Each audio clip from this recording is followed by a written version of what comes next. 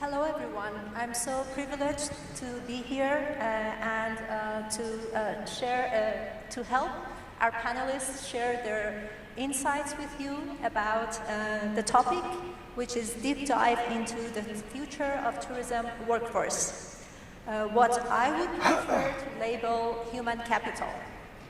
Currently, our industry is suffering from labor shortage, and many companies and educational institutions are focusing sometimes too much on passion to improve the perceptions of the young talents about us. But passion is not enough, as was mentioned earlier.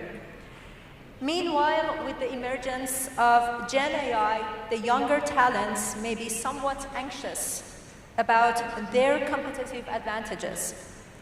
During this panel session, within IAC tripartite model, industry, academia, and capital, human capital, we will discuss strategies for talent development, career development, and addressing the evolving needs of our industry. So we will try to get into action more than beyond sharing perspectives. Let us start with Mr. Steve Chang, Senior Manager HR, Sans China Limited.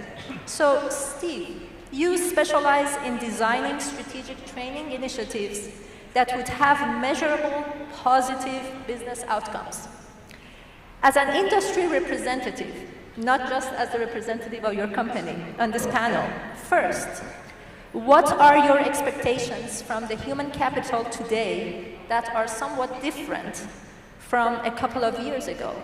And second, what do you think our industry should do to help improve the skill set, specifically the soft skills? And please also provide us with some evidence, whether it's success story or failure story in your company. Thank you. Sure, thank you, Dori. I totally agree with you that nowadays the digital transformation is reshaping the tourism industry. And we see that the customer pattern, the service we provide, the operation we want is definitely totally different compared to years ago. So as an organization, Sans China, we are the leading integrated resort developer in Macau. So we actually need to identify the challenge and we need to embrace it. Because we have workforce, we have business have to run. So if you ask me as an organization perspective, I think that there are some key skill set that is required nowadays. Let's say the understanding of big data. Because we are running a department like e-commerce, they need to understand the guest preference. Big data, data analytics skills is definitely important and it's rising star in the company. But we can't forget that in the integrated resort in my hospitality industry, that personal interaction are still the key. We create personal touch with the customers, and then they come back because of our service. So I think some of the soft skills that Dori you asked about, I think nowadays still very important, is those more complicated and less automated skills. I would say like empathy, problem solving, creativity. Those skills, I think, even nowadays, we are in a transformation period. That's still very important. So I mean, in an organization point of view, I truly think that our responsibility is to think about how do we prepare the workforce nowadays to try to live to this challenge. And my thought is that we can through some strategic upskilling and reskilling approach that we can actually help them. So maybe I can share a little bit about the evidence that you mentioned about for Sans China. In Sans China, we have three talent development philosophies, or we call strategies. One is that we attract the young talent. Second, we want to discover everyone's potential. And the last one is we want to develop the future leaders. So as I mentioned about, like now we are experiencing the digital transformation era. So what we are going to do, absolutely we are still providing a lot of trainings, customer-related training skills to employees that we are telling them that nowadays even we are experiencing transformation, but these skills are important. So like empathy, problem solving, we are still helping you to do that. That is important. So as a result, I want to tell you that in average, each team member in our company receives 92 training hours per year. Part of them is related to the soft skill training. But in fact, if you ask me, is that soft skill training enough? I would say no, because in my perspective, I think that like data analytic skills, you cannot just attend a training and then you master it, you become a professional in the e-commerce field, let's say. So what we do is that we launch a talent development program in our company called Integrated Resort Business and Analyst Program. So similarly, like I talked to Simon before, we launched this program. We welcome the university graduates to join. And then within 18 months, we provide them an intensive experience, cross-training experience to groom them to a experienced data analytic. So that is another way that when we experience labor shortage, we need the expert, we try to fill them by attracting young talents. But last but not least, I mean, we still have some position that was highly affected by the AI era, which will be those repetitive work, more automated job tasks. So what are we going to do? We're trying to thinking about how can we reskill them. So I mean, if you look at the history of Macau, tourism development, like this morning, shared a lot.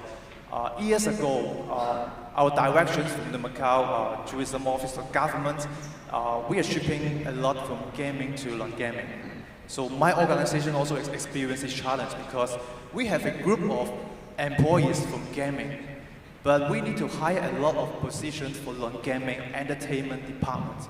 What can we do?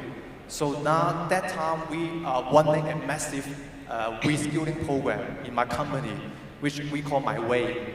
So we actually recruit a lot of the they are working in the gaming department. Now we provide you a course training opportunity.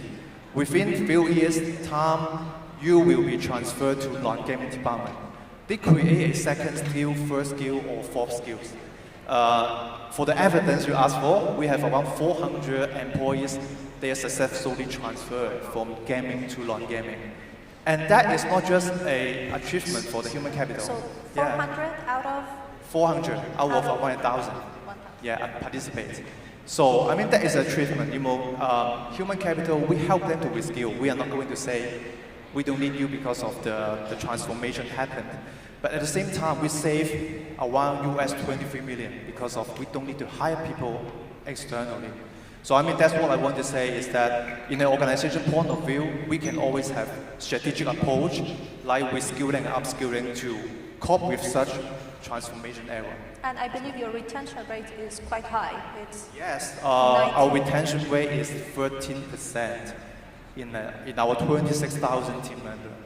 I mean, that's very, very, I would say, more than proud of that. 87% remain in the country. Yes. Okay, thank you. Thank you for your sharing. Now, Mr. Simon Lloyd, Dean Hospitality Management and Business Administration, Dusit Thani College. In addition to teaching leadership and strategic management, Simon has worked for major tourism-centered companies, specifically on talent development in China and Europe, among a lot of other things. So, Simon, how do you think academia is doing to cultivate the skill sets of tourism human capital?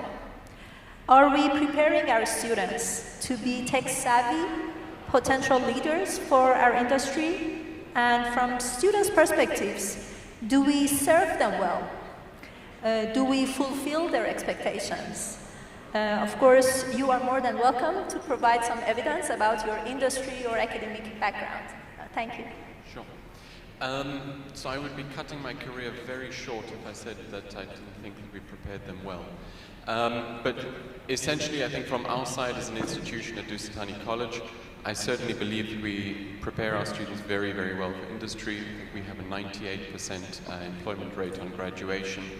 Our students go on to work in all of the top 5-star hotels in Bangkok. However, when they go out on internship for their final internship, I have 75% of my students in the sales and marketing departments.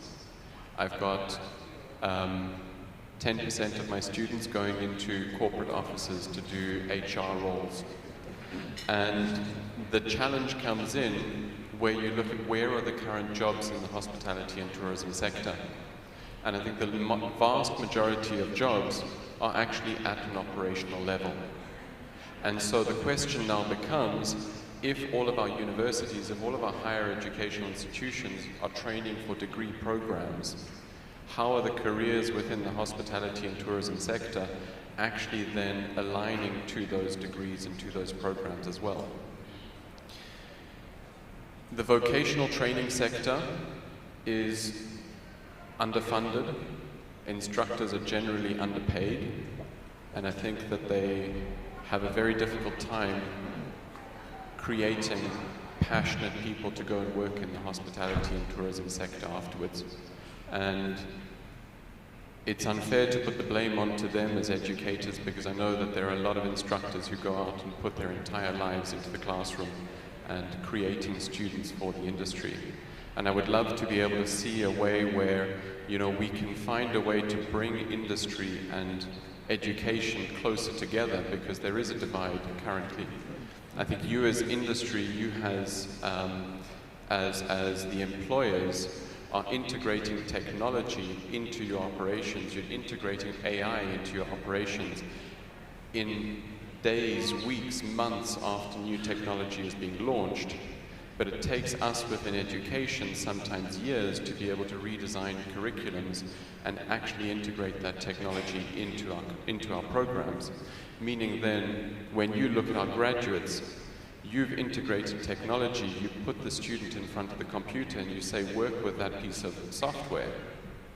And suddenly the student turns around and goes, but I've not been trained on it. And I think so, if we can find a way, somebody was talking yesterday about public-private partnerships, and I would go further to say, you know, institutional or educational private sector partnerships, to be able to find ways to integrate what is happening in industry into our classrooms. We will be able to ensure that not just higher educational institutions that are training degrees, but also vocational institutions which are training for operational skills-based roles will be able to provide skilled, qualified candidates for the jobs that you have. Thank you so much. Now we get to hear from the representative of capital, human capital in our IAC, industry, academia, and capital model, Mr. Davian Yosan, who is a member of PATA student chapter in Bangkok University. So Davian, in the era of Gen AI, do you feel, I'm not asking do you think, do you feel the education system and the available internships have prepared you and your classmates, your pals, for your next dream jobs, not just for being marketable? Secondly, what do you think your own role should be to help you stay on the path to success? Please share some evidence based on your experience. So let me start with about my university. I'm from Bangkok University International. So for preparation, my university is offering internship programs, especially internship at abroad programs, which are at Hong Kong, UAE, where we can get one of the best experience in tourism industry. And it's really helping us. And also, my university system is a practical learning system. We have to make lots of practical courses. And also, like, for example, like on March 18, we just organized Fast Forward in Tourism for PATA. We just organized that event, and all of us are students, which is mainly focused on the practical. But there are also some things that to adapt to this era, to AI era. Like we are still lack of the courses which are related to technology, to AI. But most of our friends and youths are kind of scared about one day where AI might replace us in this tourism. Actually, no, because we created AI. So humans will always be needed to generate AI. So I believe that as a youth, having courses like AI-related courses, like how to generate AI, which will be useful in this tourism industry. If we add more those kinds of courses, it will be more helpful for us. And for the internships, mostly internships periods are kind of short for us. The internship period they provide from 3 months to 6 months. Within this period, the most we can get is how to work in our position. So mostly, like most of our youths are always stuck during the internship, always stuck in one position. So after that, what we have done is how can we do in this position, in this department? For example, if I intern in front office department, after the internship, what I have known is how the front office works.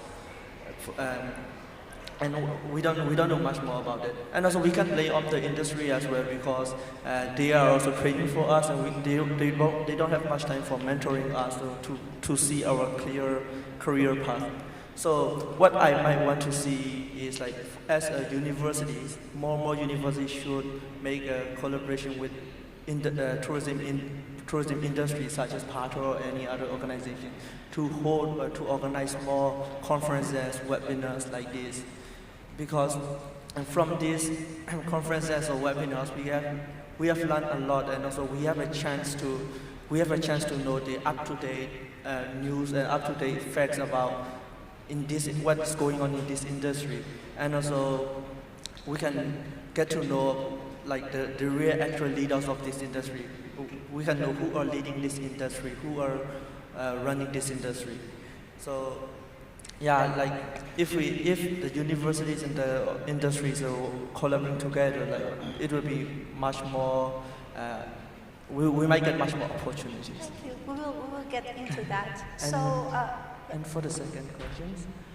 So please go on. Something is left. Yeah. For the second question is like to be successful in the industry. As a youth, we should put ourselves in three positions. Number one, as a dreamer. If we don't have a dream, we can't do anything. And which is also kind of as a mindset.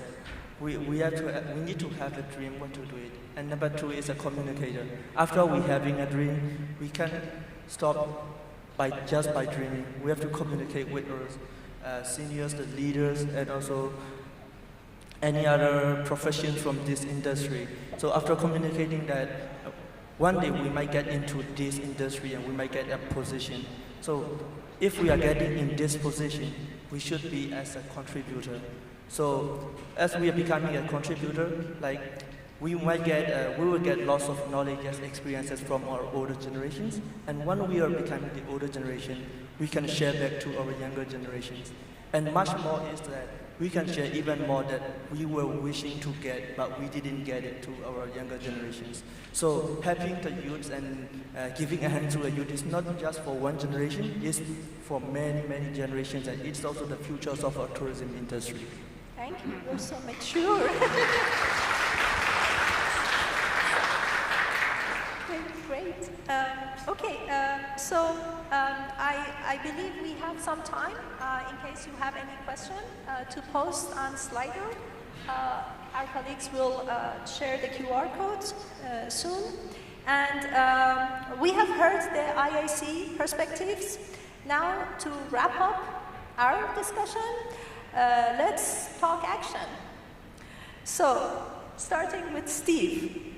How can really industry education collaboration, which was brought up by all the panelists, including yourself, help prepare future youth for tourism industry? And how should it be different from what it is now? Because it seems industry is interested in it, academia is interested in it. We have venues like PATA, other organizations. In our missions, we claim we are doing it. So what is it that is not being done, that should be done, and could help people like Davian? Yes, I mean, like from Davian sharing, I totally agree that, you got an internship period for probably 6 months or even a little bit longer. In our organization, we definitely think that this is just a experience. You can't really get into the real operation to see what's happening because Like from the operation people, they may think 6 months ago you are going back to the school, so I'm going to give you some easy tasks to do. So in my organization, I mean, we know that the youth is the future. So that we have some programs actually welcome the not the graduates, but the university students. They start working with us from year 1 to year 4. So throughout these 4 years, they can act as a part-time with us, get a connection with us. You become a full-time in our eyes. We can give you some tasks, data operation involvement, sense of achievement, so that during these 4 years, I think it's better than just a 6 months internship period. You gain some of the insight. You really know what's happening in the operation because 4 years, I believe you see everything by yourself.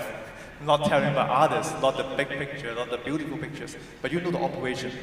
And then after that, they also gain the competitive advantages to enter our company. So we actually create this kind of collaboration with a lot of the Macau universities, especially for those specialized in tourism, professional development.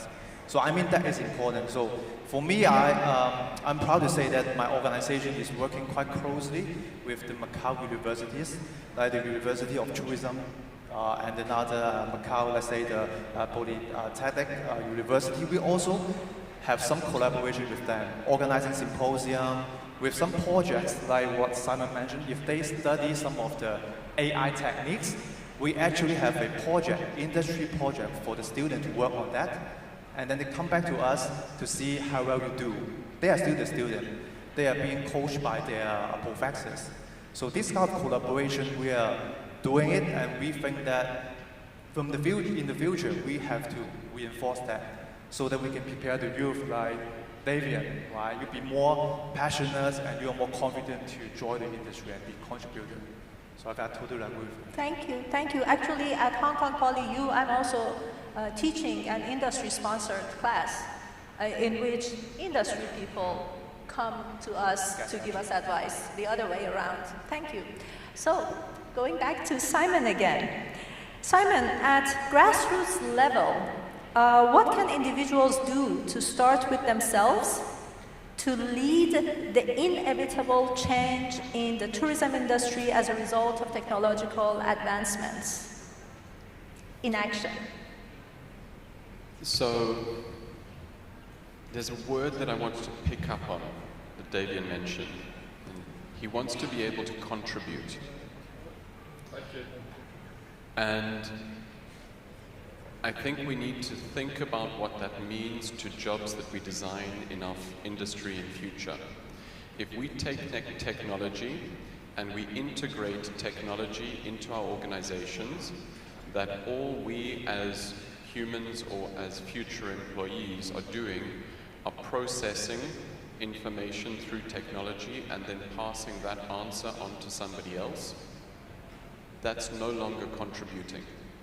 And I think that we need to look at how we design our processes and how we design the jobs that we put into our industry and understand where the human contributes and how the human creates the experience for the customer in our businesses and how technology supports that experience creation.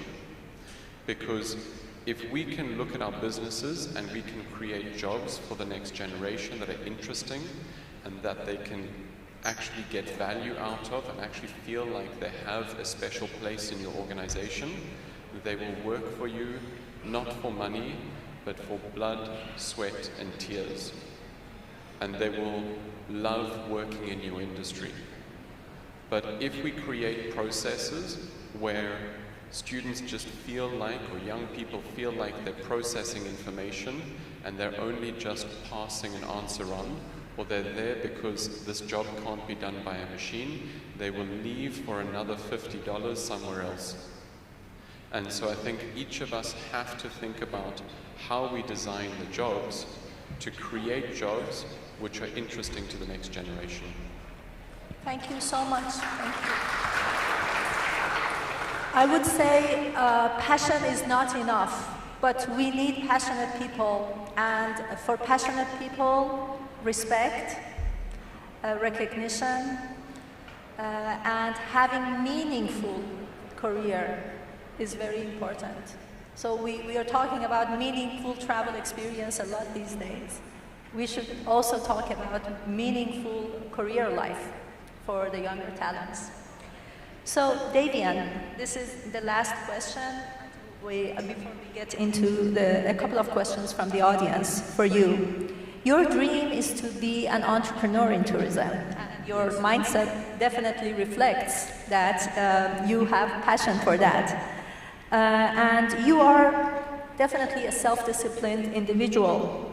How can you influence others to think like you? So, as a youth, we have lots of dreams. So, let me refer ourselves, youths, as a thirsty person who is lost in the desert. And as soon as we find a stream flowing with the cool water, this is tourism industry.